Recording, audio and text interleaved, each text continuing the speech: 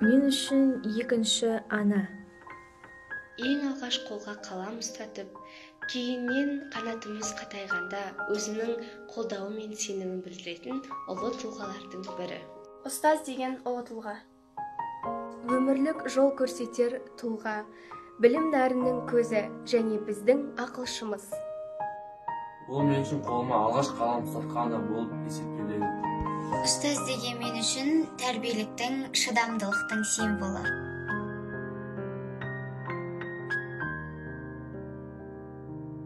Өте үлкен. Себебі қандай жағдай болмасын, қандай қиындық болмасын, өзінің шәкірттеріне білім нәрін беру игі іс. Менің ойымша ерекше, себебі қазір шыдамдылықты қажет ететін уақыт. Ал сол шыдамдылығымен бізге білім нәрін беріп жатқан мұғалімдерге мың алғыс. Әлемде болып жатқан төтенше жағдайларға қарамастан біз білім алдық. Ол әрине ұлы ұстаздарымыздың арқасы. Демек кезінде ұстаздардың рөлі өте зор. Өйткені қаншама қиындықтарға қарамастан біздің арманымызға жету үшін қол ұшын созып көмектерін тигізіп жатыр. Елімізде болып жатқан қиын-қыстау сәтте біз үшін әрқашанда көмегін беруге дайын тұратын ұстаздарымызға алғысымыз шексіз.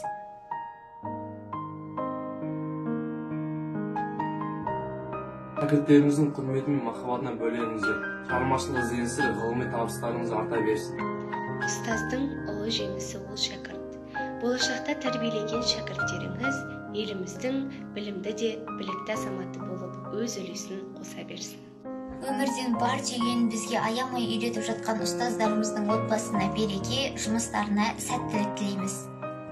Ұстаздарға ұзақ та баянды ғұмыр, бақыт және де түлектерінің жетістіктеріне тоймауын тілеймін.